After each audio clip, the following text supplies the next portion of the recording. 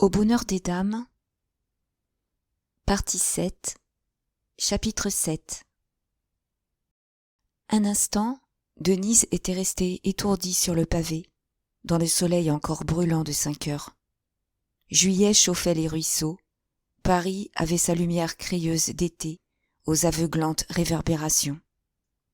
Et la catastrophe venait d'être si brusque, on l'avait poussée dehors si rudement, qu'elle retournait au fond de sa poche ses 25 francs 70, d'une main machinale, en se demandant où aller et que faire. Toute une file de fiacres l'empêchait de quitter le trottoir du bonheur des dames. Quand elle put se hasarder entre les roues, elle traversa la place Gaillon, comme si elle avait voulu gagner la rue Louis-le-Grand. Puis, elle se ravisa, descendit vers la rue Saint-Roch.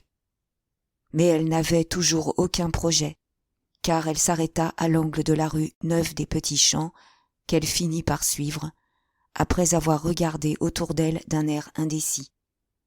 Le passage Choiseul s'étant présenté, elle y entra, se trouva rue Monsigny, sans savoir comment, retomba dans la rue Neuve-Saint-Augustin. Un grand bourdonnement emplissait sa tête, l'idée de sa malle lui revint, à la vue d'un commissionnaire. Mais chez qui la faire porter? Et pourquoi toute cette peine, lorsqu'une heure plus tôt, elle avait encore un lit où coucher le soir? Alors, les yeux levés sur les maisons, elle se mit à examiner les fenêtres. Des écriteaux défilaient. Elle les voyait confusément, sans cesse reprises par le branle intérieur qui l'agitait tout entière. Était-ce possible? Seule d'une minute à l'autre, perdue dans cette grande ville inconnue, sans appui, sans ressources. Il fallait manger et dormir cependant. Les rues se succédaient, la rue des Moulins, la rue Sainte-Anne. Elle battait le quartier, tournant sur elle-même, ramenée toujours au seul carrefour qu'elle connaissait bien. Brusquement, elle demeura stupéfaite. Elle était de nouveau devant le bonheur des dames. Et, pour échapper à cette obsession, elle se jeta dans la rue de la Michaudière. Heureusement, Baudu n'était pas sur sa porte. Le vieil Elbeuf semblait mort, derrière ses vitrines noires. Jamais elle n'aurait osé se présenter chez son oncle, car il affectait de ne plus la reconnaître et elle ne voulait point tomber à sa charge, dans le malheur qu'il lui avait prédit. Mais, de l'autre côté de la rue, un écriteau jaune l'arrêta. Chambre garnie à louer. C'était le premier qui ne lui faisait pas peur, tellement la maison paraissait pauvre. Puis elle la reconnut, avec ses 2 étages bas, sa façade couleur de rouille, étranglée entre le bonheur des dames et l'ancien hôtel du Villard. Au seuil de la boutique de parapluies, le vieux Bourras, chevelu et barbu comme un prophète, des besicles sur le nez, étudiait l'ivoire d'une pomme de canne. Locataire de toute la maison, il sous-louait en garni les 2 étages pour diminuer son loyer. « Vous avez une chambre, monsieur ?» demanda Denise, obéissant à une poussée instinctive. Il leva ses gros yeux embroussaillés, resta surpris de la voir. Toutes ces demoiselles lui étaient connues, et il répondit, après avoir regardé sa petite robe propre, sa tournure honnête. « Ça ne fait pas pour vous. »« Combien donc ?» reprit Denise. « 15 francs par mois. » Alors, elle voulut visiter. Dans l'étroite boutique, comme il la dévisageait toujours de son air étonné, elle dit son départ du magasin et son désir de ne pas gêner son oncle. Le vieillard finit par aller chercher une clé sur une planche de l'arrière-boutique, une pièce obscure, où il faisait sa cuisine et où il couchait. Au-delà, derrière un vitrage poussiéreux, on apercevait le jour verdâtre d'une cour intérieure, large de 2 mètres à peine. « Je passe devant, pour que vous ne tombiez pas, » dit Bourras dans l'allée humide qui longeait la boutique. Il buta contre une marche. Il monta en multipliant les avertissements. Attention, la rampe était contre la muraille. Il y avait un trou au tournant. Parfois, les locataires laissaient leur boîte à ordures. Denise, dans une obscurité complète, ne distinguait rien, sentait seulement la fraîcheur des vieux plâtres mouillés. Au premier étage, pourtant, un carreau donnant sur la cour lui permit de voir vaguement, comme au fond d'une eau dormante, l'escalier déjeté, les murailles noires de crasse, les portes craquées et dépeintes. « Si encore l'une de ces deux chambres était libre, reprit Bourras, vous y seriez bien, mais elles sont toujours occupées par des dames. » Au deuxième étage, le jour grandissait, éclairant d'une pâleur crue la détresse du logis. Un garçon boulanger occupait la première chambre, et c'était l'autre, celle du fond, qui se trouvait vacante. Quand Bourras l'eut ouverte, il dut rester sur le palier pour que Denise pût la visiter à l'aise.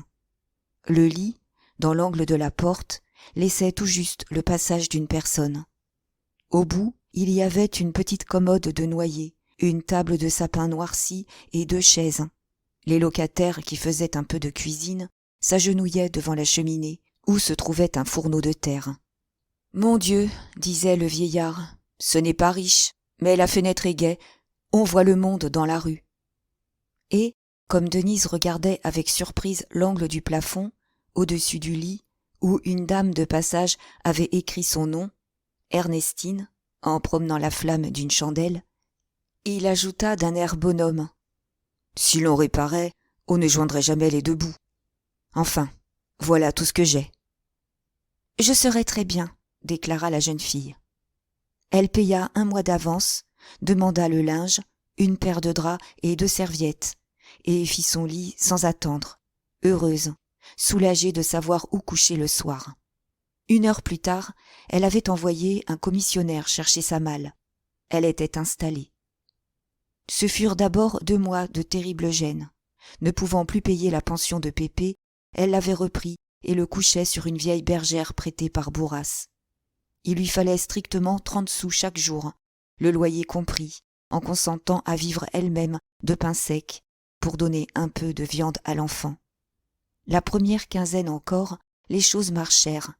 Elle était entrée avec 10 francs en ménage. Puis, elle eut la chance de retrouver l'entrepreneuse de cravates, qui lui paya ses 18 francs 30. Mais, ensuite, son dénuement devint complet. Elle eut beau se présenter dans les magasins, à la place Clichy, au Bon Marché, au Louvre, la morte saison arrêtait partout les affaires. On la renvoyait à l'automne. Plus de 5000 employés de commerce, congédiés comme elle, battaient le pavé sans place. Alors, elle tâcha de se procurer de petits travaux. Seulement, dans son ignorance de Paris, elle ne savait où frapper, acceptait des besognes ingrates, ne touchait même pas toujours son argent. Certains soirs, elle faisait dîner Pépé tout seul, d'une soupe, en lui disant qu'elle avait mangé dehors, et elle se mettait au lit, la tête bourdonnante, nourrie par la fièvre qui lui brûlait les mains. Lorsque Jean tombait au milieu de cette pauvreté, il se traitait de scélérat avec une telle violence de désespoir qu'elle était obligée de mentir. Souvent, elle trouvait encore le moyen de lui glisser une pièce de 40 sous pour lui prouver qu'elle avait des économies. Jamais elle ne pleurait devant ses enfants. Les dimanches où elle pouvait faire cuire un morceau de veau dans la cheminée, à genoux sur le carreau, l'étroite pièce retentissait d'une gaieté de gamin, insoucieux de l'existence. Puis, Jean, retourné chez son patron, Pépé endormi, elle passait une nuit affreuse, dans l'angoisse du lendemain. D'autres craintes la tenaient éveillée. Les 2 dames du premier recevaient des visites très tard, et parfois un homme se trompait, montait donner des coups de poing dans sa porte. Bourras lui ayant dit tranquillement de ne pas répondre, elle s'enfonçait la tête sous l'oreiller pour échapper aux jurons. Puis, son voisin, le boulanger, avait voulu rire. Celui-là ne rentrait que le matin, la guettait quand elle allait chercher son eau. Il faisait même des trous dans la cloison, la regardait se débarbouiller, ce qui la forçait à pendre ses vêtements le long du mur. Mais elle souffrait davantage encore des importunités de la rue, de la continuelle obsession des passants. Elle ne pouvait descendre acheter une bougie sur ces trottoirs boueux où rôdait la débauche des vieux quartiers, sans entendre derrière elle un souffle ardent, des paroles crues de convoitise. et les hommes la poursuivaient jusqu'au fond de l'allée noire, encouragés par l'aspect sordide de la maison. Pourquoi donc n'avait-elle pas un amant? Cela étonnait, semblait ridicule. Il faudrait bien qu'elle succombât un jour. Elle-même n'aurait pu expliquer comment elle résistait, sous la menace de la faim et dans le trouble des désirs dont on chauffait l'air autour d'elle. Un soir, Denise n'avait pas même de pain pour la soupe de Pépé, lorsqu'un monsieur décoré s'était mis à la suivre. Devant l'allée, il devint brutal, et ce fut dans une révolte de dégoût qu'elle lui jeta la porte au visage. Puis, en haut, elle s'assit, les mains tremblantes. Le petit dormait. Que répondrait-elle s'il s'éveillait et s'il demandait à manger? Cependant, elle n'aurait eu qu'à consentir. Sa misère finissait, elle avait de l'argent, des robes, une belle chambre. C'était facile. On disait que tout en arrivait là, puisqu'une femme, à Paris, ne pouvait vivre de son travail. Mais un soulèvement de son être protestait, sans indignation contre les autres, répugnant simplement aux choses salissantes et déraisonnables. Elle se faisait de la vie une idée de logique, de sagesse et de courage. Bien des fois, Denise s'interrogea de la sorte. Une ancienne romance chantait dans sa mémoire, la fiancée du matelot que son amour gardait des périls de l'attente. À Valognes, elle fredonnait le refrain sentimental en regardant la rue déserte. Avait-elle donc, elle aussi, une tendresse au cœur pour être si brave? Elle songeait encore à Hutin, pleine de malaise. Chaque jour, elle le voyait passer sous sa fenêtre. Maintenant qu'il était second, il marchait seul, au milieu du respect des simples vendeurs. Jamais il ne levait la tête. Elle croyait souffrir de la vanité de ce garçon, le suivait des yeux, sans craindre d'être surprise. Et, dès qu'elle apercevait Mouret, qui passait également tous les soirs, un tremblement l'agitait. Elle se cachait vite, la gorge battante. Il n'avait pas besoin d'apprendre où elle logeait. Puis, elle était honteuse de la maison. Elle souffrait de ce qu'ils pouvaient penser d'elle, bien qu'ils ne dussent jamais plus se rencontrer. D'ailleurs, Denise vivait toujours dans le branle du bonheur des dames.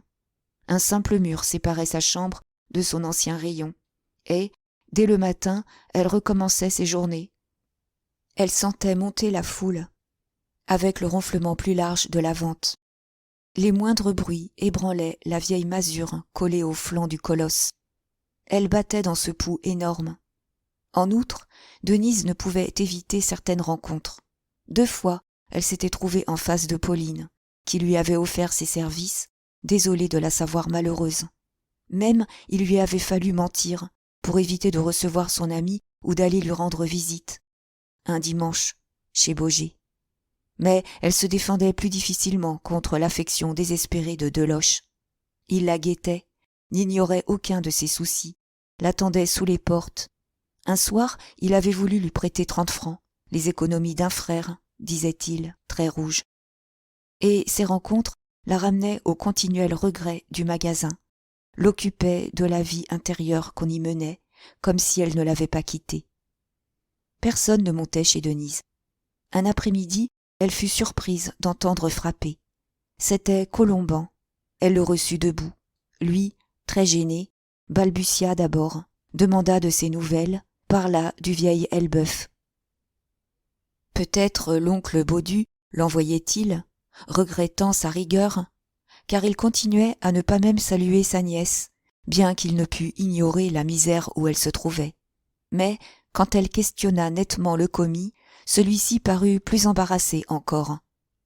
Non, non, ce n'était pas le patron qui l'envoyait. Et il finit par nommer Clara.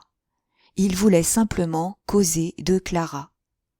Peu à peu, il s'enhardissait, demandait des conseils, dans l'idée que Denise pouvait lui être utile auprès de son ancienne camarade.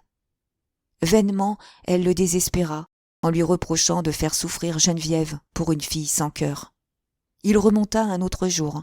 Il prit l'habitude de la venir voir. Cela suffisait à son amour timide. Sans cesse, il recommençait la même conversation, malgré lui, tremblant de la joie d'être avec une femme qui avait approché Clara. Et Denise, alors, vécut davantage au bonheur des dames. Ce fut vers les derniers jours de septembre que la jeune fille connut la misère noire. Pépé était tombé malade, un gros rhume inquiétant.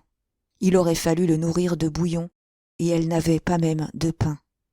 Un soir que, vaincue, elle sanglotait dans une de ces débâcles sombres qui jettent les filles au ruisseau ou à la Seine, le vieux Bourras frappa doucement. Il apportait un pain et une boîte à lait pleine de bouillon. « Tenez, voilà pour le petit, » dit-il de son air brusque. « Ne pleurez pas si fort, ça dérange mes locataires. » Et, comme elle le remerciait, dans une nouvelle crise de larmes, « Taisez-vous donc ! Demain, venez me parler, j'ai du travail pour vous. » Bourras, depuis le coup terrible que le bonheur des dames lui avait porté en créant un rayon de parapluie et d'ombrelle, n'employait plus d'ouvrières. Il faisait tout lui-même, pour diminuer ses frais. Les nettoyages, les reprises, la couture. Sa clientèle, du reste, diminuait au point qu'il manquait de travail parfois.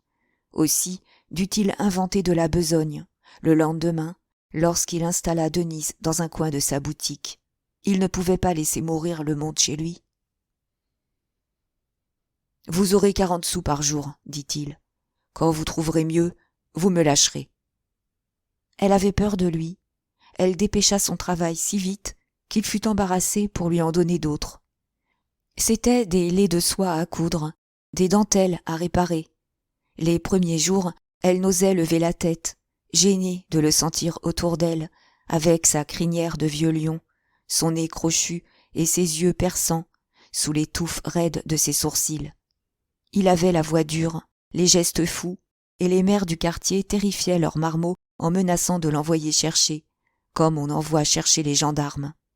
Cependant, les gamins ne passaient jamais devant sa porte, sans lui crier quelque vilainie qu'il ne semblait même pas entendre. Toute sa colère de maniaque s'exhalait contre les misérables qui déshonoraient son métier, en vendant du bon marché, de la camelote, des articles dont les chiens, disait-il, n'auraient pas voulu se servir.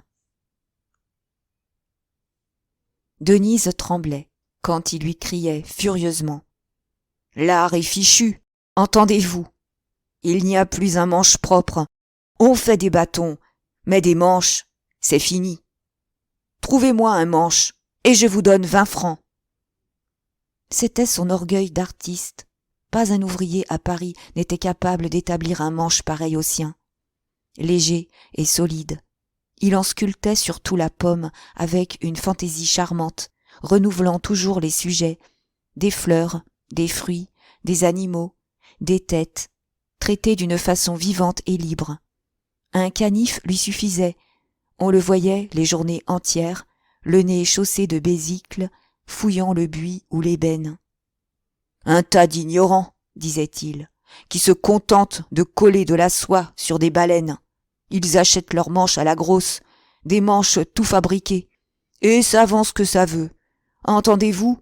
L'art est fichu. » Denise, enfin, se rassura. Il avait voulu que Pépé descendît jouer dans la boutique, car il adorait les enfants. Quand le petit marchait à 4 pattes, on ne pouvait plus remuer. Elle, au fond de son coin, faisant des raccommodages, lui, devant la vitrine, creusant le bois à l'aide de son canif. Maintenant, chaque journée ramenait les mêmes besognes et la même conversation. En travaillant, il retombait toujours sur le bonheur des dames. Il expliquait sans se lasser où en était son terrible duel. Depuis 1845, il occupait la maison, pour laquelle il avait un bail de 30 années, moyennant un loyer de 1800 francs, et, comme il rattrapait 1 millier de francs avec ses 4 chambres garnies, il payait 800 francs la boutique.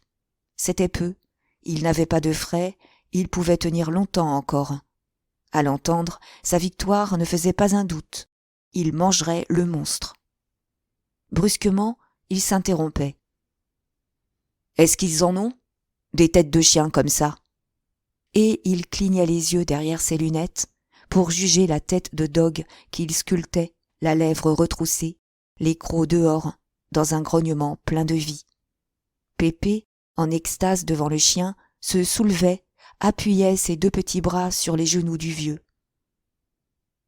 Pourvu que je joigne les deux bouts, je me moque du reste, reprenait celui-ci en attaquant délicatement la langue de la pointe de son canif. Les coquins ont tué mes bénéfices, mais si je ne gagne plus, je ne perds pas encore, ou peu de choses du moins.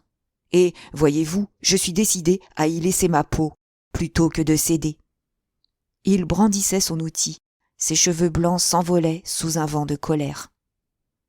Cependant, risquait doucement Denise, sans lever les yeux de son aiguille, si l'on vous offrait une somme raisonnable, il serait plus sage d'accepter. Alors son obstination féroce éclatait. Jamais, la tête sous le couteau, je dirais non, tonnerre de Dieu. J'ai encore 10 ans de bail, ils n'auront pas la maison avant 10 ans, lorsque je devrais crever de faim entre les 4 murs vides. 2 fois déjà, ils sont venus pour m'entortiller. Ils m'offraient 12 000 francs de mon fonds et les années à courir du bail, 18 000 francs. En tout, 30 000. Pas pour 50 000. Je les tiens, je veux les voir lécher la terre devant moi. 30 000 francs? C'est beau, reprenait Denise. Vous pourriez aller vous établir plus loin. Et s'ils achetaient la maison? Bourras, qui terminait la langue de son dogue, s'absorbait 1 minute, avec un rire d'enfant vaguement épandu sur sa face neigeuse de père éternel. Puis il repartait. La maison, pas de danger. Ils parlaient de l'acheter l'année dernière. Ils en donnaient 80 000 francs, le double de ce qu'elle vaut aujourd'hui. Mais le propriétaire, un ancien fritier, un gredin comme eux, a voulu les faire chanter. Et, d'ailleurs, ils se méfient de moi.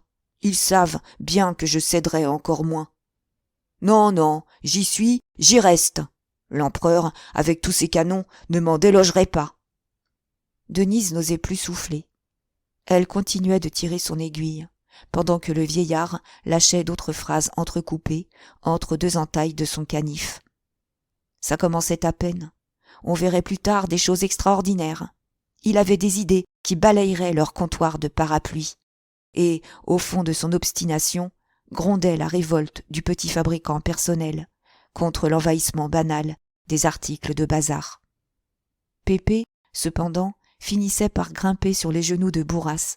Il tendait, vers la tête de Dog, des mains impatientes. « Donne, monsieur !»« Tout à l'heure, mon petit, » répondait le vieux d'une voix qui devenait tendre. « Il n'a pas d'yeux, il faut lui faire des yeux, maintenant. » Et, tout en fignolant un œil, il s'adressait de nouveau à Denise. « Les entendez-vous ? Ronfle-t-il encore, à côté ? C'est ça qui m'exaspère le plus, parole d'honneur, de les avoir sans cesse dans le dos, avec leur sacrée musique de locomotive. » Sa petite table en tremblait, disait-il. Toute la boutique était secouée. Il passait ses après-midi sans un client, dans la trépidation de la foule qui s'écrasait au bonheur des dames. C'était un sujet d'éternel rabâchage. Encore une bonne journée. On tapait derrière le mur. La soierie avait dû faire 10 000 francs. Ou bien, il se gaudissait. Le mur était resté froid. Un coup de pluie avait tué la recette. Et les moindres rumeurs, les souffles les plus faibles, lui fournissaient ainsi des commentaires sans fin. « Tenez, on a glissé. Ah, s'ils pouvaient tous se casser les reins. Ça, ma chère, ce sont des dames qui se disputent. Tant mieux, hein ? Entendez-vous les paquets tomber dans les sous-sols ? C'est dégoûtant. » Il ne fallait pas que Denise discutât ses explications, car il rappelait alors amèrement la manière indigne dont on l'avait congédiée. Puis, elle devait lui conter, pour la 100e fois, son passage aux confections, les souffrances du début, les petites chambres malsaines, la mauvaise nourriture, la continuelle bataille des vendeurs. Et, tous deux, du matin au soir, ne parlaient ainsi que du magasin, le buvaient à chaque heure dans l'air même qu'ils respiraient. « Donne, monsieur !» répétait ardemment Pépé, les mains toujours tendues. La tête de Dog était finie. Bourras la reculait, l'avançait avec une gaieté bruyante. « Prends garde, il va te mordre. Là, amuse-toi, et ne le casse pas, si c'est possible. » Puis, repris par son idée fixe, il brandissait le poing vers la muraille. « Vous avez beau pousser pour que la maison tombe, vous ne l'aurez pas. Quand même, vous envahiriez la rue entière. » Denise, maintenant, avait du pain tous les jours. Elle en gardait une vive gratitude au vieux marchand, dont elle sentait le bon cœur sous les étrangetés violentes. Son vif désir était cependant de trouver ailleurs du travail, car elle le voyait inventer de petites besognes. Elle comprenait qu'il n'avait pas besoin d'une ouvrière, dans la débâcle de son commerce, et qu'il l'employait par charité pure. 6 mois s'étaient passés, on venait de retomber dans la morte saison d'hiver. Elle désespérait de se caser avant mars, lorsqu'un soir de janvier, Deloche, qui la guettait sous une porte, lui donna un conseil. Pourquoi n'allait-elle pas se présenter chez Robineau, où l'on avait peut-être besoin de monde? En septembre, Robineau s'était décidé à acheter le fonds de Vinçart, tout en redoutant de compromettre les 60 000 francs de sa femme. Il avait payé 40 000 francs la spécialité de soie, et il se lançait avec les 20 000 autres. C'était peu, mais il avait derrière lui Gaujean, qui devait le soutenir par de longs crédits. Depuis sa brouille avec le Bonheur des Dames, ce dernier rêvait de susciter au colosse des concurrences. Il croyait la victoire certaine si l'on créait dans le voisinage plusieurs spécialités, où les clientes trouveraient un choix très varié d'articles. Seuls les riches fabricants de Lyon, comme Dumonteil, pouvaient accepter les exigences des grands magasins. Ils se contentaient d'alimenter avec eux leur métier, quitte à chercher ensuite des bénéfices en vendant aux maisons moins importantes. Mais Gaujean était loin d'avoir les reins solides de Dumonteil. Longtemps simple commissionnaire, il n'avait des métiers à lui que depuis 5 ou 6 ans, et encore faisait-il travailler beaucoup de façonniers, auxquels il fournissait la matière première, et qu'il payait tant du maître. C'était même ce système qui, haussant ses prix de revient, ne lui permettait pas de lutter contre Dumonteil pour la fourniture du Paris-Bonheur. Il en gardait une rancune. Il voyait en Robineau l'instrument d'une bataille décisive, livrée à ces bazars des nouveautés, qu'il accusait de ruiner la fabrication française. Lorsque Denise se présenta, elle trouva madame Robineau seule. Fille d'un piqueur des ponts et chaussées, absolument ignorante des choses du commerce, celle-ci avait encore la gaucherie charmante d'une pensionnaire élevée dans un couvent de Blois. Elle était très brune, très jolie, avec une douceur gaie qui lui donnait un grand charme. Du reste, elle adorait son mari et ne vivait que de cet amour. Comme Denise allait laisser son nom, Robineau rentra, et il la prit sur-le-champ, l'une de ses 2 vendeuses l'ayant brusquement quitté la veille pour entrer au Bonheur des Dames. « Il ne nous laisse pas un bon sujet, dit-il. Enfin, avec vous, je serai tranquille, car vous êtes comme moi, vous ne devez guère les aimer.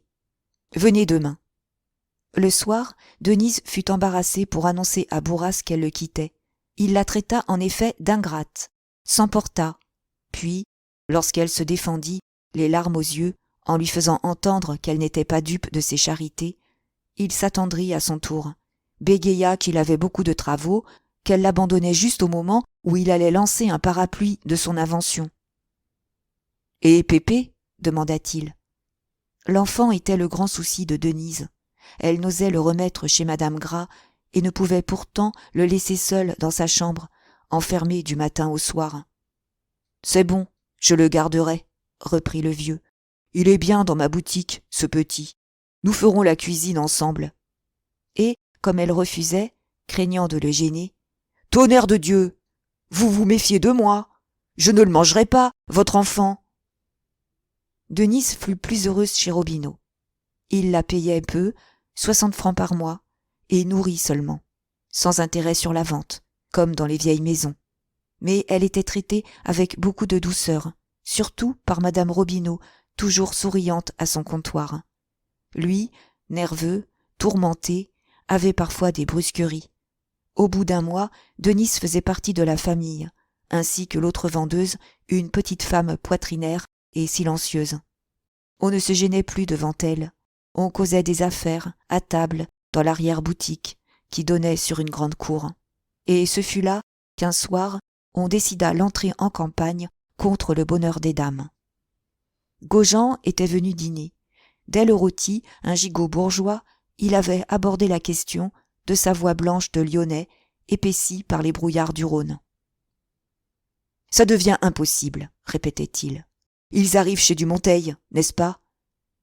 se réserve la propriété d'un dessin, emporte du coup 300 pièces, en exigeant une diminution de 50 centimes par mètre. Et, comme il paye comptant, il bénéficie encore de l'escompte de 18%. Souvent, Dumonteil ne gagne pas 20 centimes. Il travaille pour occuper ses métiers, car tout métier qui chôme est un métier qui meurt.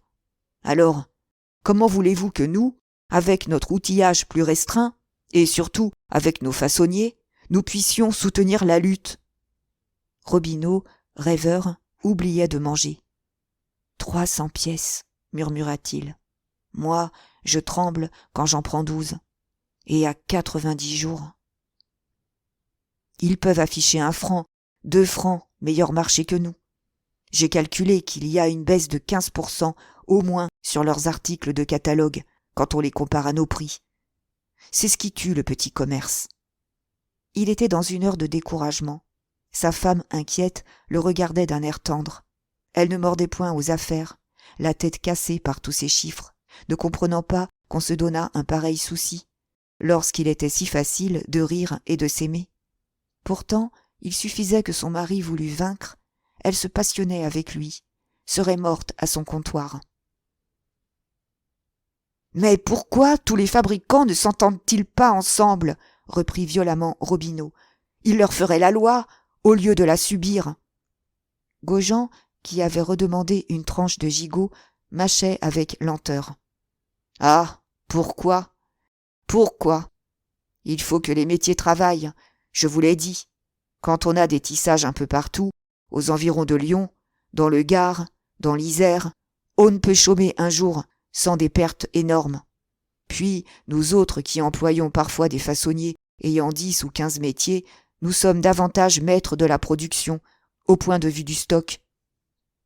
Tandis que les grands fabricants se trouvent obligés d'avoir de continuels débouchés, les plus larges et les plus rapides possibles.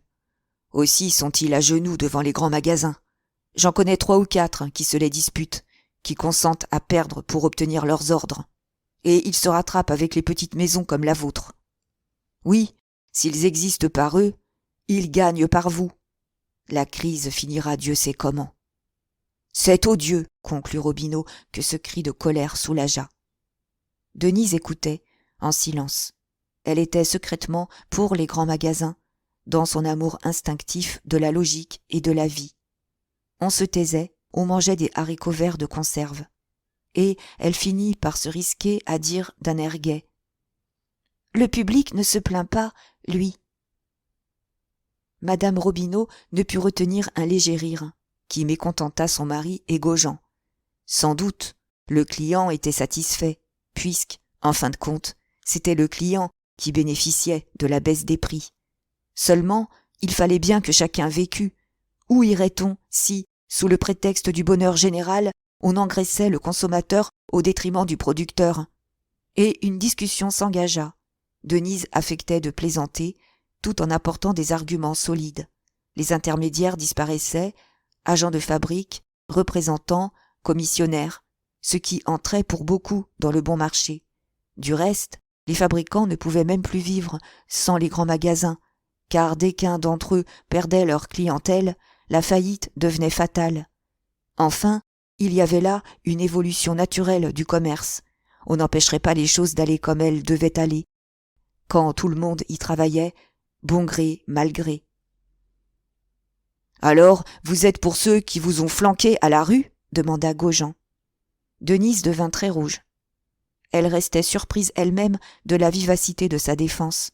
Qu'avait-elle au cœur pour qu'une flamme pareille lui fût montée dans la poitrine ? « Mon Dieu, non !» répondit-elle. « J'ai tort, peut-être, car vous êtes plus compétent. Seulement, je dis ma pensée. Les prix, au lieu d'être faits comme autrefois par une 50aine de maisons, sont faits aujourd'hui par 4 ou 5, qui les ont baissés grâce à la puissance de leurs capitaux et à la force de leur clientèle. Tant mieux pour le public, voilà tout. » Robineau ne se fâcha pas. Il était devenu grave. Il regardait la nappe. Souvent, il avait senti ce souffle du commerce nouveau, cette évolution dont parlait la jeune fille. Et il se demandait, aux heures de vision nette, pourquoi vouloir résister à un courant d'une telle énergie qui emporterait tout. Madame Robineau elle-même, en voyant son mari songeur, approuvait du regard Denise, retombée modestement dans son silence. « Voyons, reprit Gaujean pour couper court, tout ça, c'est des théories. Parlons de notre affaire. » Après le fromage, la bonne venait de servir des confitures et des poires. Il prit des confitures, les mangea à la cuillère, avec la gourmandise inconsciente d'un gros homme adorant le sucre. « Voilà, il faut que vous battiez en brèche leur Paris-Bonheur, qui a fait leur succès cette année. Je me suis entendu avec plusieurs de mes confrères de Lyon. Je vous apporte une offre exceptionnelle, une soie noire, une faille, que vous pourrez vendre à 5 francs 50. Ils vendent la leur 5 francs 60, n'est-ce pas? Eh bien, ce sera 2 sous de moins, et cela suffit. Vous les coulerez. » Les yeux de Robineau s'étaient rallumés. Dans son continuel tourment nerveux, il sautait souvent ainsi de la crainte à l'espoir. « Vous avez un échantillon ? » demanda-t-il. Et, lorsque Gaujean eut tiré de son portefeuille un petit carré de soie, il acheva de s'exalter et cria « Mais elle est plus belle que le Paris-Bonheur. En tout cas, elle fait plus d'effet. Le grain est plus gros. Vous avez raison, il faut tenter le coup. Ah, tenez, je les veux à mes pieds, ou j'y resterai cette fois. » Madame Robineau, partageant cet enthousiasme, déclara la soie superbe. Denise elle-même crut au succès. La fin du dîner fut ainsi très gaie, on parlait fort, il semblait que le bonheur des dames agonisât. Gaujean, qui achevait le pot de confiture, expliquait quel sacrifice énorme lui et ses collègues allaient s'imposer pour livrer une pareille étoffe à si bon compte. Mais ils s'y ruineraient plus tôt, ils avaient juré de tuer les grands magasins. Comme on apportait le café, la gaieté fut encore accrue par l'arrivée de Vinçart. Il entrait en passant dire un petit bonjour à son successeur. « Fameux !» cria-t-il en palpant la soie. « Vous les roulerez, je vous en réponds. Hein ? Vous me devrez une fière chandelle. Je vous le disais bien, qu'il y avait ici une affaire d'or. » Lui venait de prendre un restaurant à Vincennes. C'était un rêve ancien, nourri sournoisement tandis qu'il se débattait dans les soies, tremblant de ne pas trouver à vendre son fonds avant la débâcle, se jurant de mettre son pauvre argent dans un commerce où l'on pût voler à l'aise. Cette idée d'un restaurant lui était venue après la noce d'un cousin. La bouche allait toujours. On leur avait fait payer 10 francs de l'eau de vaisselle où nageaient des pâtes, et devant Robineau, sa joie de leur avoir mis sur les épaules une mauvaise affaire dont il désespérait de se débarrasser, élargissait encore sa face aux yeux ronds et à la grande bouche loyale, qui crevait de santé. « Et vos douleurs ?» demanda obligeamment madame Robineau. « Hein ? Mes douleurs ?» murmura-t-il étonné. « Oui, ces rhumatismes qui vous tourmentaient ici. » Il se souvint, il rougit légèrement. « Oh, j'en souffre toujours. Pourtant, l'air de la campagne, vous comprenez. N'importe, vous avez fait une riche affaire. Sans mes rhumatismes, je me retirais avec 10 000 francs de rente, avant 10 ans, parole d'honneur. » 15 jours plus tard, la lutte s'engageait entre Robineau et le bonheur des dames. Elle fut célèbre.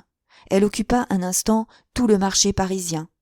Robineau, usant des armes de son adversaire, avait fait de la publicité dans les journaux. En outre, il soignait son étalage, entassait à ses vitrines des piles énormes de la fameuse soie, l'annonçait par de grandes pancartes blanches, où se détachait en chiffres géants le prix de 5 francs 50. C'était ce chiffre qui révolutionnait les femmes. 2 sous de meilleur marché qu'au bonheur des dames, et la soie paraissait plus forte. Dès les premiers jours, il vint un flot de clientes. Madame Marty, sous le prétexte de se montrer économe, acheta une robe dont elle n'avait pas besoin. Madame Bourdelais trouva l'étoffe belle, mais elle préféra attendre, flairant sans doute ce qui allait se passer. La semaine suivante, en effet, Mouret, baissant carrément le Paris-Bonheur de 20 centimes, le donna à 5 francs 40. Il avait eu, avec Bourdoncle et les intéressés, une discussion vive, avant de les convaincre qu'il fallait accepter la bataille, quitte à perdre sur l'achat. Ces 20 centimes étaient une perte sèche, puisqu'on vendait déjà au prix coûtant. Le coup fut rude pour Robineau. Il ne croyait pas que son rival baisserait, car ses suicides de la concurrence, ses ventes à perte, étaient encore sans exemple, et le flot des clientes, obéissant au bon marché, avait tout de suite reflué vers la rue Neuve Saint-Augustin, tandis que le magasin de la rue Neuve des Petits Champs se vidait. Gaujean accourut de Lyon. Il y eut des conciliabules effarés. On finit par prendre une résolution héroïque. La soie serait baissée, on la laisserait à 5 francs 30, prix au-dessous duquel personne ne pouvait descendre, sans folie. Le lendemain, Mouret mettait son étoffe à 5 francs 20. Et, dès lors, ce fut une rage. Robineau répliqua par 5 francs 15. Mouret afficha 5 francs 10. Tous deux ne se battaient plus que d'un sou, perdant des sommes considérables chaque fois qu'ils faisaient ce cadeau au public. Les clientes riaient, enchantées de ce duel, émues des coups terribles que se portaient les deux maisons pour leur plaire. Enfin, Mouret osa le chiffre de 5 francs. Chez lui, le personnel était pâle, glacé d'un tel défi à la fortune. Robineau, atterré, hors d'haleine, s'arrêta de même à 5 francs, ne trouvant pas le courage de descendre davantage. Ils couchaient sur leur position, face à face, avec le massacre de leurs marchandises autour d'eux.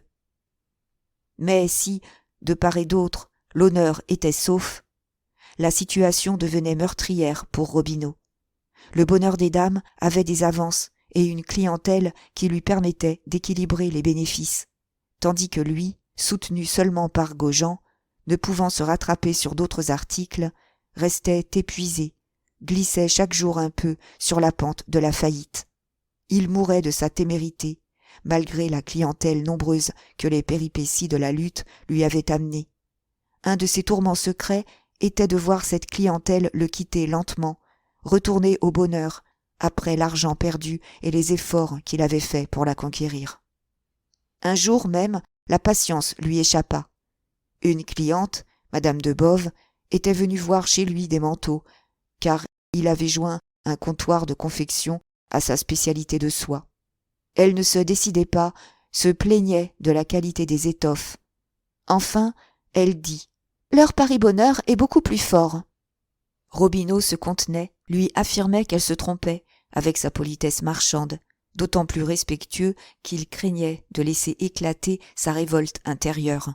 « Mais voyez donc la soie de cette rotonde, reprit-elle. On jurerait de la toile d'araignée. Vous avez beau dire, monsieur, leur soie à 5 francs est du cuir à côté de celle-ci. » Il ne répondait plus, le sang au visage, les lèvres serrées. Justement, il avait imaginé le coup ingénieux d'acheter, pour ses confections, la soie chez son rival. De cette façon, c'était Mouret, ce n'était pas lui qui perdait sur l'étoffe. Il coupait simplement la lisière. « Vraiment ? Vous trouvez le Paris-Bonheur plus épais ?» murmura-t-il. « Oh, 100 fois, dit Madame de Boves, il n'y a pas de comparaison. » Cette injustice de la cliente, dépréciant quand même la marchandise, l'indignait. Et, comme elle retournait toujours la rotonde de son air dégoûté, un petit bout de la lisière bleue et argent, échappé aux ciseaux, parut sous la doublure. Alors, il ne put se contraindre davantage. Il avoua, il aurait donné sa tête. « Eh bien, madame, cette soie est du Paris-Bonheur. Je l'ai achetée moi-même. Parfaitement.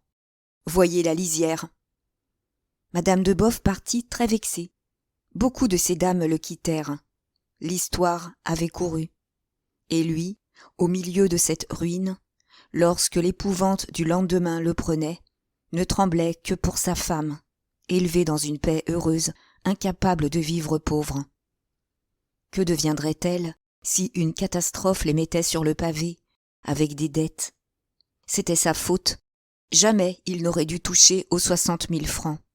Il fallait qu'elle le consolât. Est-ce que cet argent n'était pas à lui comme à elle? Il l'aimait bien. Elle n'en demandait pas davantage. Elle lui donnait tout, son cœur, sa vie. Dans l'arrière-boutique, on les entendait s'embrasser. Peu à peu, le train de la maison se régularisa. Chaque mois, les pertes augmentaient dans une proportion lente qui reculait l'issue fatale. L'espoir tenace les laissait debout, Ils annonçaient toujours la déconfiture prochaine du bonheur des dames. « Bah, disait-il, nous sommes jeunes aussi, nous autres, l'avenir est à nous. » « Et puis, qu'importe, si tu as fait ce que tu voulais faire, reprenait-elle. Pourvu que tu te contentes, ça me contente, mon bon chéri. » Denise se prenait d'affection en voyant leur tendresse. Elle tremblait, elle sentait la chute inévitable, mais elle n'osait plus intervenir. Ce fut là qu'elle acheva de comprendre la puissance du nouveau commerce et de se passionner pour cette force qui transformait Paris. Ses idées mûrissaient, une grâce de femme se dégageait, en elle, de l'enfant sauvage débarqué de Valogne. Du reste, sa vie était assez douce, malgré sa fatigue et son peu d'argent. Lorsqu'elle avait passé la journée debout, il lui fallait rentrer vite, s'occuper de Pépé, que le vieux Bourras, heureusement, s'obstinait à nourrir. Mais c'était encore des soins, une chemise à laver, une blouse à recoudre, sans compter le tapage du petit, dont elle avait la tête fendue. Elle ne se couchait jamais avant minuit. Le dimanche était un jour de grosse besogne. Elle nettoyait sa chambre, se raccommodait elle-même, si occupée qu'elle ne se peignait souvent qu'à 5 heures. Cependant, elle sortait quelquefois par raison, emmenait l'enfant, lui faisait faire une longue course à pied, du côté de Neuilly, et leur régal était de boire, là-bas, une tasse de lait chez un nourrisseur, qui les laissait s'asseoir dans sa cour. Jean dédaignait ces parties. Il se montrait de loin en loin, les soirs de semaine, puis disparaissait, en prétextant d'autres visites. Il ne demandait plus d'argent, mais il arrivait avec des airs si mélancoliques que sa sœur, inquiète, avait toujours pour lui une pièce de 100 sous de côté. Son luxe était là. « 100 sous !» criait chaque fois Jean. « Sacristi, tu es trop gentille. Justement, il y a la femme du papetier. »« Tais-toi, » interrompait Denise. « Je n'ai pas besoin de savoir. » Mais il croyait qu'elle l'accusait de se vanter. « Quand je te dis qu'elle est la femme d'un papetier, oh, quelque chose de magnifique. » 3 mois se passèrent. Le printemps revenait. Denise refusa de retourner à Joinville avec Pauline et Baugé. Elle les rencontrait parfois rue Saint-Roch, en sortant de chez Robineau. Pauline, dans une de ces rencontres, lui confia qu'elle allait peut-être épouser son amant. C'était elle qui hésitait encore. On n'aimait guère les vendeuses mariées au bonheur des dames. Cette idée de mariage surprit Denise. Elle n'osa conseiller son amie. Un jour que Colomban venait de l'arrêter près de la fontaine, pour lui parler de Clara, celle-ci justement traversa la place. Et la jeune fille dut s'échapper, car il la suppliait de demander à son ancienne camarade si elle voulait bien se marier avec lui. Qu'avaient-ils donc tous? Pourquoi se tourmenter de la sorte? Elle s'estimait très heureuse de n'aimer personne. « Vous savez la nouvelle ?» lui dit un soir le marchand de parapluies, comme elle rentrait. « Non, monsieur Bourras. »« Eh bien, les Gredin ont acheté l'hôtel du Villard. Je suis cerné. » Il agitait ses grands bras dans une crise de fureur qui hérissait sa crinière blanche. « Un micmac à n'y rien comprendre, » reprit-il. « Il paraît que l'hôtel appartenait au Crédit Immobilier, dont le président, le baron Hartmann, vient de le céder à notre fameux Mouret. Maintenant, ils me tiennent à droite, à gauche, derrière. Tenez, voyez-vous, comme je tiens dans mon poing cette pomme de canne. » C'était vrai. On avait dû signer la cession la veille. La petite maison de Bourras, serrée entre le bonheur des dames et l'hôtel du Villard, accrochée là comme un nid d'hirondelles dans la fente d'un mur, semblait devoir être écrasée du coup, le jour où le magasin envahirait l'hôtel. Et ce jour était venu. Le colosse tournait le faible obstacle, le saignait de son entassement de marchandises, menaçait de l'engloutir, de l'absorber par la seule force de son aspiration géante. Bourras sentait bien l'étreinte dont craquait sa boutique. Il croyait l'avoir diminuée. Il craignait d'être bu lui-même, de passer de l'autre côté avec ses parapluies et ses cannes, tant la terrible mécanique ronflait à cette heure. « Hein ? Les entendez-vous ? » criait-il. si l'on ne dirait pas qu'il mange les murailles. Et, dans ma cave, dans mon grenier, partout, c'est le même bruit de scie mordant le plâtre.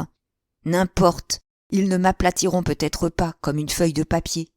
Je resterai quand ils feraient éclater mon toit et que la pluie tomberait à seaux dans mon lit. Ce fut à ce moment que Mouret fit faire à Bourras de nouvelles propositions. On grossissait le chiffre, on achetait son fonds et le droit au bail 50 000 francs.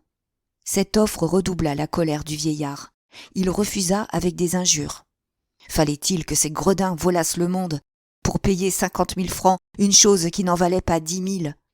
Et il défendait sa boutique, comme une fille honnête défend sa vertu, au nom de l'honneur, par respect de lui-même. Denise vit Bourras préoccupé pendant une quinzaine de jours.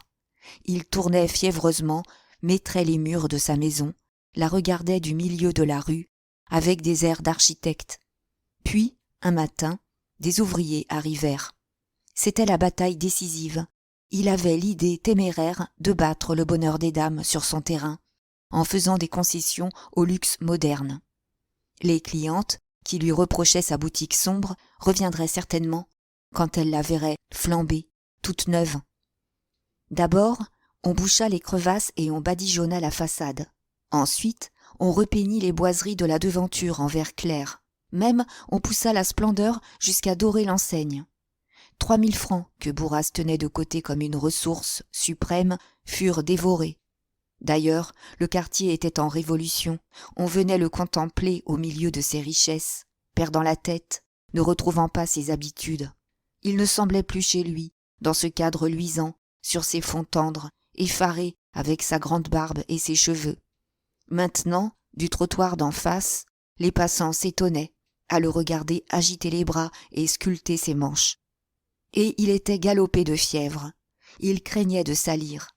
Il s'engouffrait davantage dans ce commerce luxueux auquel il ne comprenait rien. Cependant, comme chez Robineau, la campagne contre le bonheur des dames était ouverte chez Bourras. Il venait de lancer son invention, le parapluie à godets, qui plus tard devait se populariser. Du reste, le bonheur perfectionna immédiatement l'invention. Alors, la lutte s'engagea sur les prix. Il eut un article à 1 franc 95, en zanella, monture acier, inusable, disait l'étiquette. Mais il voulut surtout battre son concurrent avec ses manches, des manches de bambou, de cornouiller, d'olivier, de myrte, de rotin, toutes les variétés de manches imaginables. Le bonheur, moins artiste, soignait l'étoffe, vantait ses alpagas et ses mohair, ses sergés et ses taffetas cuits. Et la victoire lui resta. Le vieillard désespéré répéta que l'art était fichu, qu'il en était réduit à tailler ses manches pour le plaisir, sans espoir de les vendre. « C'est ma faute !» criait-il à Denise. « Est-ce que j'aurais dû tenir des saletés à 1 franc 95 ? Voilà où les idées nouvelles peuvent conduire. J'ai voulu suivre l'exemple de ces brigands. Tant mieux si j'en crève. » Juillet fut très chaud. Denise souffrait dans son étroite chambre, sous les ardoises. Aussi, lorsqu'elle sortait de son magasin, prenait-elle pépé chez Bourras, et, au lieu de monter tout de suite, elle allait respirer un peu au jardin des Tuileries, jusqu'à la fermeture des grilles. Un soir, comme elle se dirigeait vers les marronniers, elle resta saisie. À quelques pas, marchant droit à elle, il lui semblait reconnaître Hutin. Puis, son cœur battit violemment. C'était Mouret, qui avait dîné sur la rive gauche et qui se hâtait de se rendre à pied chez madame Desforges. Au brusque mouvement que fit la jeune fille pour lui échapper, il la regarda. La nuit tombait, il la reconnut pourtant. « C'est vous, mademoiselle ?» Elle ne répondit pas, éperdue qu'il eût daigné s'arrêter. Lui, souriant, cachait sa gêne sous un air d'aimable protection. « Vous êtes toujours à Paris ?»« Oui, monsieur, » dit-elle enfin. Lentement, elle reculait. Elle cherchait à saluer pour continuer sa promenade. Mais il revint lui-même sur ses pas. Il la suivit sous les ombres noires des grands marronniers. Une fraîcheur tombait, des enfants riaient au loin, en poussant des cerceaux. « C'est votre frère, n'est-ce pas ?» demanda-t-il encore, les yeux sur Pépé. Celui-ci, intimidé par cette présence extraordinaire d'un monsieur, marchait gravement près de sa sœur, dont il tenait la main. « Oui, monsieur, répondit-elle de nouveau. Elle avait rougi. Elle songeait aux inventions abominables de Marguerite et de Clara. Sans doute, Mouret comprit la cause de sa rougeur, car il ajouta vivement. « Écoutez, mademoiselle, j'ai des excuses à vous présenter. Oui, j'aurais été heureux de vous dire plus tôt combien j'ai regretté l'erreur qui a été commise. On vous a accusé trop légèrement d'une faute. Enfin, le mal est fait. Je voulais seulement vous apprendre que tout le monde, chez nous, connaît aujourd'hui votre tendresse pour vos frères. » Il continua, fut d'une politesse respectueuse, à laquelle les vendeuses du bonheur des dames n'étaient guère habituées de sa part. Le trouble de Denise avait augmenté, mais une joie inondait son cœur. Il savait donc qu'elle ne s'était donnée à personne. Tous deux gardaient le silence. Il restait près d'elle, réglant ses pas sur les petits pas de l'enfant. Et les bruits lointains de Paris se mouraient sous les ombres noires des grands arbres. « Je n'ai qu'une réhabilitation à vous offrir, mademoiselle, reprit-il. Naturellement, si vous désirez rentrer chez nous. » Elle l'interrompit. Elle refusa avec une hâte fébrile. « Monsieur, je ne puis pas. Je vous remercie tout de même, mais j'ai trouvé ailleurs. » Il le savait. On lui avait appris depuis peu qu'elle était chez Robineau. Et, tranquillement, sur un pied d'égalité charmante, il lui parla de ce dernier, auquel il rendait justice. Un garçon d'une intelligence vive, trop nerveux seulement. Il aboutirait à une catastrophe. Gaujean l'avait écrasé d'une affaire très lourde, où tous deux resteraient. Alors, Denise, gagnée par cette familiarité, se livra davantage, laissa voir qu'elle était pour les grands magasins, dans la bataille livrée entre ceux-ci et le petit commerce. Elle s'animait, citait des exemples, se montrait au courant de la question, remplie même d'idées larges et nouvelles. Lui, ravi, l'écoutait avec surprise. Il se tournait, tâchait de distinguer ses traits, dans la nuit grandissante. Elle semblait toujours la même, vêtue d'une robe simple, le visage doux, mais, de cet effacement modeste, montait un parfum pénétrant dont il subissait la puissance. Sans doute, cette petite s'était faite à l'air de Paris. La voilà qui devenait femme, et elle était troublante, si raisonnable, avec ses beaux cheveux, lourds de tendresse. « Puisque vous êtes des nôtres, dit-il en riant, pourquoi restez-vous chez nos adversaires ? Ainsi, ne m'a-t-on pas dit également que vous logiez chez ce Bourras ? » « Un bien digne homme, murmura-t-elle. « Non, laissez donc, un vieux toqué, un fou qui me forcera à le mettre sur la paille lorsque je voudrais m'en débarrasser avec une fortune. D'abord, votre place n'est pas chez lui, sa maison est mal famée, il loue à des personnes. » Mais il sentit la jeune fille confuse. Il se hâta d'ajouter. « On peut être honnête partout, et il y a même plus de mérite à l'être quand on n'est pas riche. » Ils firent de nouveau quelques pas en silence. Pépé semblait écouter de son air attentif d'enfant précoce. Par moments, il levait les yeux sur sa sœur, dont la main brûlante, secouée de légers tressaillements, l'étonnait. « Tenez, reprit gaiement Mouret, voulez-vous être mon ambassadeur ? Demain, j'avais l'intention d'augmenter encore mon offre, de faire proposer à Bourras 80 000 francs. Parlez-lui-en la première. Dites-lui donc qu'il se suicide. Il vous écoutera peut-être, puisqu'il a de l'amitié pour vous, et vous lui rendriez un véritable service. »« Soit, répondit Denise, souriante elle aussi. Je ferai la commission, mais je doute de réussir. » Et le silence retomba. Ni l'un ni l'autre n'avaient plus rien à se dire. Un instant, il essaya de causer de l'oncle Baudu, puis il dut se taire, en voyant le malaise de la jeune fille. Cependant, ils continuaient de se promener côte à côte.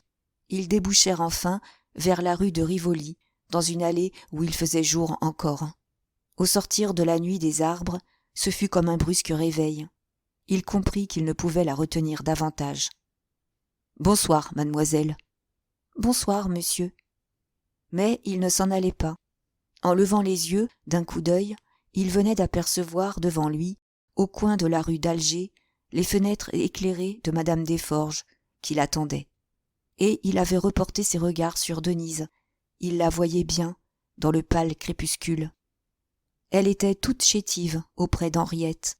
Pourquoi donc lui chauffait-elle ainsi le cœur? C'était un caprice imbécile. « Voici un petit garçon qui se fatigue, » reprit-il pour dire encore quelque chose. « Et rappelez-vous bien, n'est-ce pas, que notre maison vous est ouverte. Vous n'aurez qu'à y frapper. Je vous donnerai toutes les compensations désirables. Bonsoir, mademoiselle. »« Bonsoir, monsieur. » Quand Mouret l'eut quitté, Denise rentra sous les marronniers, dans l'ombre noire. Longtemps elle marcha sans but, entre les troncs énormes, le sang au visage, la tête bourdonnante d'idées confuses. Pépé, toujours pendu à sa main, allongeait ses courtes jambes pour la suivre. Elle l'oubliait. Il finit par dire « Tu vas trop fort, petite mère !» Alors elle s'assit sur un banc, et, comme il était là, l'enfant s'endormit en travers de ses genoux. Elle le tenait, le serrait contre sa poitrine de vierge, les yeux perdus au fond des ténèbres. Lorsque, 1 heure plus tard, elle revint doucement avec lui rue de la Michaudière, elle avait son tranquille visage de fille raisonnable. « Tonnerre de Dieu !» lui cria Bourras, du plus loin qu'il l'aperçut. « Le coup est fait. Cette canaille de Mouret vient d'acheter ma maison. » Il était hors de lui. Il se battait tout seul, au milieu de la boutique, avec des gestes si désordonnés qu'il menaçait d'enfoncer les vitrines. « Ah, la crapule ! C'est le fruitier qui m'écrit. Et vous ne savez pas combien il l'a vendue, ma maison ? 150 000 francs, 4 fois ce qu'elle vaut. Encore un joli voleur, celui-là. Imaginez-vous qu'il a prétexté mes embellissements. Oui, il a fait valoir que la maison venait d'être remise à neuf. Est-ce qu'ils n'auront pas bientôt fini de se ficher de moi ? » Cette idée que son argent, dépensé en badigeons et en peinture, avait pu profiter au fruitier, l'exaspérait. Et maintenant, voilà Mouret qui devenait son propriétaire. C'était à lui qu'il devrait payer. C'était chez lui, chez ce concurrent abhorré, qu'il logerait désormais. Une telle pensée achevait de le soulever de fureur. Je les entendais bien trouer le mur. À cette heure, ils sont ici. C'est comme s'ils mangeaient dans mon assiette. Et, de son poing abattu sur le comptoir, il secouait la boutique. Il faisait danser les parapluies et les ombrelles. Denise, étourdie, n'avait pu placer un mot. Elle restait immobile, attendait la fin de la crise, pendant que Pépé, très las, s'endormait sur une chaise. Enfin, quand Bourras se calma un peu, elle résolut de faire la commission de Mouret. Sans doute, le vieillard était irrité, mais l'excès même de sa colère, l'impasse où il se trouvait, pouvait déterminer une acceptation brusque. « Justement, j'ai rencontré quelqu'un, » commença-t-elle. « Oui, une personne du bonheur, et très bien informée.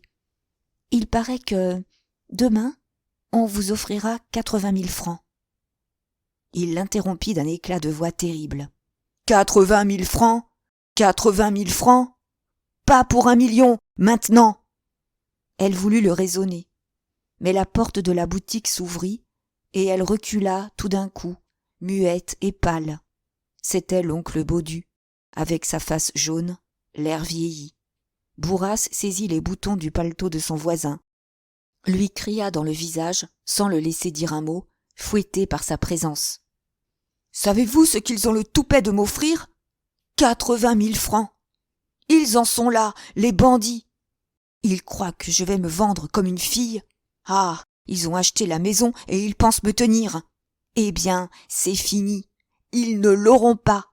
J'aurais cédé peut-être, mais puisqu'elle est à eux, qu'ils essayent donc de la prendre. » « Alors, la nouvelle est vraie, » dit Baudu de sa voix lente. « On me l'avait affirmé. Je venais pour savoir. » « 80 000 francs, » répétait Bourras. « Pourquoi pas 100 000 ? C'est tout cet argent qui m'indigne. Est-ce qu'ils croient qu'ils me feraient commettre une coquinerie avec leur argent ? Ils ne l'auront pas, tonnerre de Dieu. Jamais, jamais, entendez-vous ? » Denise sortit de son silence pour dire de son air calme. « Ils l'auront dans 9 ans, quand votre bail sera fini. » Et, malgré la présence de son oncle, elle conjura le vieillard d'accepter. La lutte devenait impossible. Il se battait contre une force supérieure. Il ne pouvait, sans démence, refuser la fortune qui se présentait. Mais, lui, répondait toujours non. Dans 9 ans, il espérait bien être mort, pour ne pas voir ça. « Vous entendez, monsieur Baudu, reprit-il, votre nièce est avec eux. C'est elle qu'ils ont chargé de me corrompre. Elle est avec les brigands, parole d'honneur. » L'oncle, jusque-là, avait paru ne pas voir Denise. Il levait la tête, du mouvement bourru qu'il affectait sur le seuil de sa boutique, chaque fois qu'elle passait. Mais, lentement, il se tourna, il la regarda. Ses grosses lèvres tremblèrent. « Je le sais, » répondit-il à demi-voix. Et il continuait à la regarder. Denise, touchée aux larmes, le trouvait bien changé par le chagrin. Lui, pris du sourd remords de ne l'avoir pas secourue, songeait peut-être à la vie de misère qu'elle venait de traverser. Puis, la vue de Pépé endormi sur la chaise, au milieu des éclats de la discussion, sembla l'attendrir. « Denise, dit-il simplement, entre donc demain manger la soupe, avec le petit. Ma femme et Geneviève m'ont prié de t'inviter, si je te rencontrais. » Elle devint très rouge. Elle l'embrassa. Et, lorsqu'il partit, Bourras, heureux de cette réconciliation, lui cria encore. « Corrigez-la! Elle a du bon. Moi, la maison peut crouler, on me trouvera sous les pierres. » « Nos maisons croulent déjà, voisin, dit Baudu d'un air sombre. Nous y resterons tous.